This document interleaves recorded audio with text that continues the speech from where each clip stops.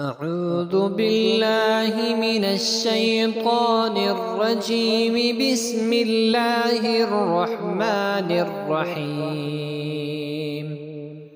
القارعة ما القارعة وما أدراك ما القارعة يوم يكون الناس كالفراش المبثوث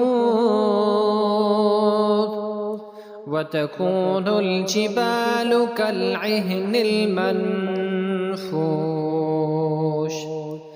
فأما من ثقلت موازينه فهو في عيشة راضية، وأما من خفت موازينه فأمه هاوية، وما أدراك ما هي، نار حامية.